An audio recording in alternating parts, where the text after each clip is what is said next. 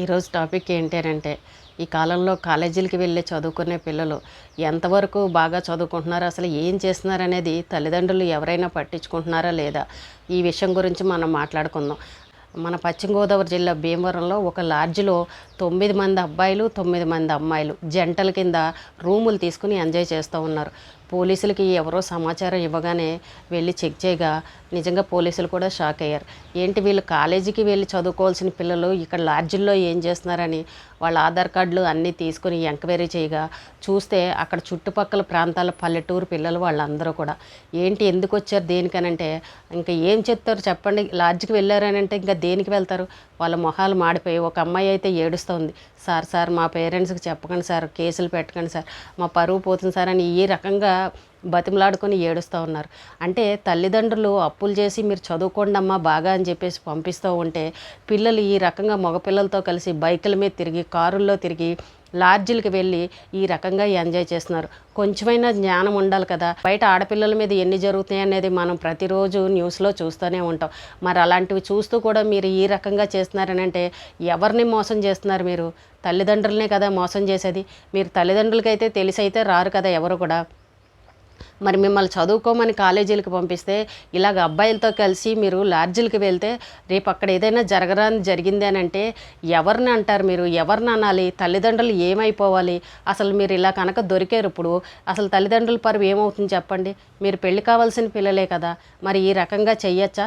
కాలేజీలకు అని చెప్పి వెళ్ళి మీరు ఇలా అబ్బాయిలతోటి ఎంజాయ్లు చేస్తూ ఉంటారా? అసలు కొంచెమైనా ఆలోచన ఉండాలి కదా. చదువుకున్న పిల్లలు మీకు ఏంటి పరిస్థితి అనేది ఉండాలి కదా. ఆడపిల్లలు ముఖ్యంగా అర్థం చేసుకోవాలి కదా, తప్పు ఇలా చేయకూడదు, రేపొద్దున్న ఏదైనా జరిగిందనంటే మా ఫ్యామిలీ పరుగు పోతుంది, మా అమ్మా నాన్న ఏమైపోవాలి ఆ నలుగురికి తెలిసే పరిస్థితి ఏంటని ఈ ఆడపిల్లలకి ఎందుకు లేదు? అలాగే మగపిల్లలు కూడా ఆడపిల్లలు జోలికి వెళ్తే ఎలాంటి కేసులు పెడతారనేది మగపిల్లలు మీకు కూడా బాగా తెలుసు, చదువుకున్నారు. బయట సొసైటీలో ఎలా ఉందో పరిస్థితి అది కూడా మీకు తెలుసు. మరి తెలుసుండి అమ్మాయిలను తీసుకుని ఎలా వెళ్తారు చెప్పండి? 9 మంది జంటలు చక్కగా పెళ్లి కాని పిల్లలు వెళ్ళి ఎంజాయ్లు చేస్తూ ఉంటారా?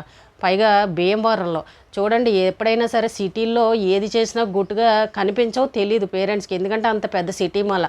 పల్లెటూరులో చీమ చిటుక్కుమన్నా కూడా అందరికీ తెలిసిపోతుంది. కానీ ఇంతకుముందు చెప్పుకునేవాళ్ళు పల్లెటూరు అమ్మాయిలు చక్కగా పద్ధతిగా చక్కగా ఉంటారు, తల్లిదండ్రులు చెప్పిన మాట వింటారు, వాళ్ళు ఎక్కడికి వెళ్ళాలన్నా భయపడతారు, ఈ పార్టీలు పబ్బులు ఇలాంటి వాటికి వెళ్ళరు, ఇంటి దగ్గర దించిన తల మళ్ళీ కాలేజీకి వెళ్ళాకని ఎత్తారు, మళ్ళీ అక్కడ నుంచి చక్కగా సైలెంట్గా ఇంటికి వస్తారని ఈ రకంగా చెప్పుకునేవారు.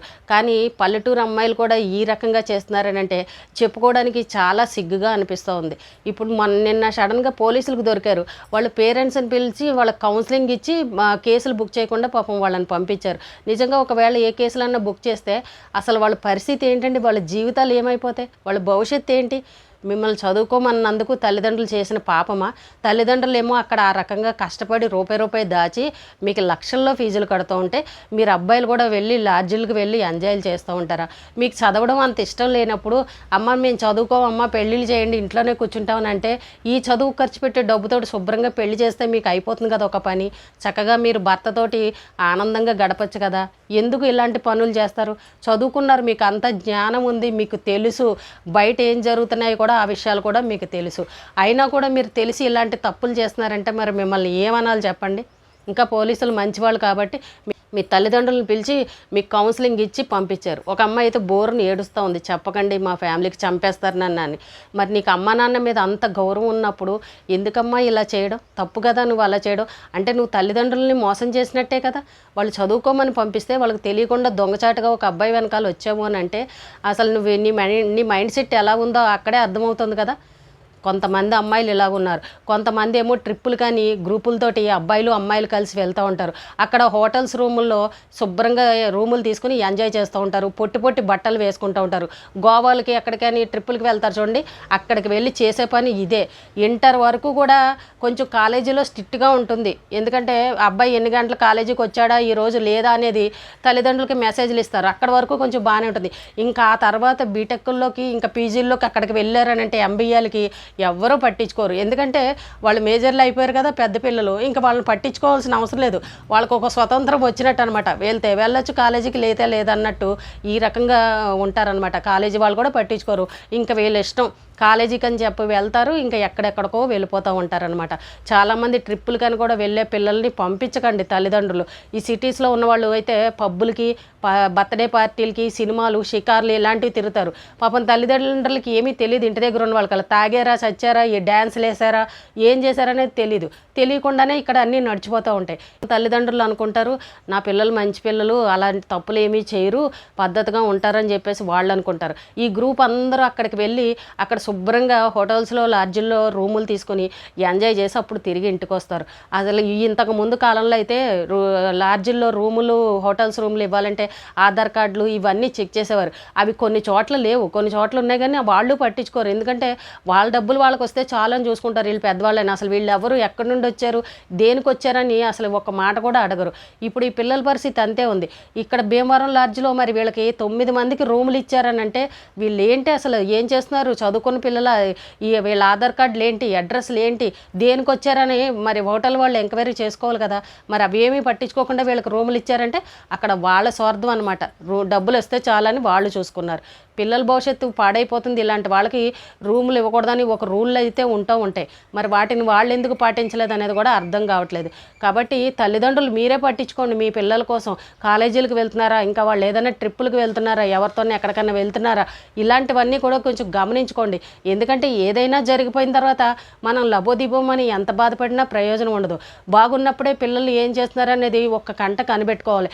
ఇక్కడ వయసు ప్రభావం కూడా ఉంటుంది. మా పిల్లలు అలా చేయరు, చాలా బుద్ధిమంతులు, మా అమ్మాయి చాలా ఇన్నోసెంటు, చింతాల పైకి ఎత్తదని ఎవరికి వాళ్ళే అనుకుంటూ ఉంటారు. సైలెంట్గా ఉన్న అమ్మాయిలే ఇంకా ఎక్కువగా చేస్తూ ఉంటారు. కాబట్టి మా పిల్లలు బుద్ధిమంతులని మీరు గుండెల మీద చేసుకుని పడుకోవడం కాదు. చక్కగా చూసుకోండి పిల్లలు ఎక్కడికి వెళ్తున్నారు, రోజు కాలేజీకి వెళ్తున్నారా లేరా, ఎక్కడికన్నా వెళ్తున్నాం అని చెప్పారంటే అది నిజమా కాదా, పార్టీలు ఉన్నాయి లేదంటే అక్కడికి వెళ్తున్నాం ఇక్కడికి వెళ్తున్నాం అని చెప్తే అసలు అది నిజమా కాదా, ఎవరు వెళ్తున్నారు, ఎవరు కూడా వెళ్తున్నారు, ఎక్కడికి వెళ్తున్నారు, ఇలాంటివన్నీ కూడా మీరు గమనించుకోండి.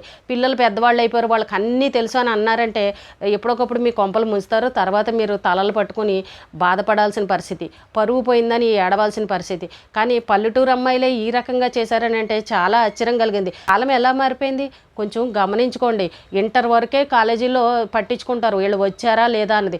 ఆ తర్వాత పెద్ద క్లాసులకు వెళ్ళారంటే ఎవ్వరూ పట్టించుకోరు. తల్లిదండ్రులదే బాధ్యత.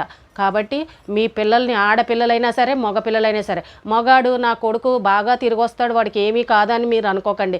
మగపిల్లాడు తప్పు చేసినా కూడా ఆడపిల్లల్ని జోలికి వెళ్తే ఏం జరుగుతుంది, ఎన్ని కేసులు పెడతారో అనేది కూడా మీకు అందరికీ తెలుసు, పేరెంట్స్కి బయట జరుగుతున్న విషయాలు బట్టి. కాబట్టి మగపిల్లలను కూడా జాగ్రత్తగా చూసుకోవాల్సిన బాధ్యత తల్లిదండ్రులదే. వాళ్ళని గాలికి వదిలేయడానికి లేదు. ఎవరు తప్పు చేసినా ఖచ్చితంగా పరువు పోయేది మీదే, ముందు తల్లిదండ్రులదే. అందులోనూ పల్లెటూరులో అని అనగానే చిన్నది ఏదైనా జరిగిందనంటే ఇంకా తల ఎత్తుకోలేని పరిస్థితి. కాబట్టి ప్రతి ఒక్కళ్ళు పిల్లల్ని గమనించుకోండి. కాలేజీలకు వెళ్ళారు కదా వస్తారులే అని మీరు ధీమాగా మాత్రం ఉండదు. లేదు మీ పిల్లల మీద అనుమానంగా ఉంది, వీళ్ళ ప్రవర్తనలో తేడాగా ఉందని అనిపిస్తే శుభ్రంగా చదువు మానిపించి పెళ్ళిళ్ళు చేయండి. అక్కడైనా వాళ్ళు హ్యాపీగా ఉంటారు. అంతేగాని ఇలాంటి లేనిపోని రిస్కులు, తలకాయ నొప్పులు ఇలాంటివన్నీ మీరు తెచ్చుకున్నారు అని అంటే ఇంకా జీవితానికి ఇంకా ఏం అర్థం ఉంటుంది చెప్పండి. మీరు అంత కష్టపడి పిల్లల్ని చదివించి లాస్ట్కి పరువు పోయే పని చేశారని అంటే మీరు తలెత్తుకోలేని పరిస్థితి.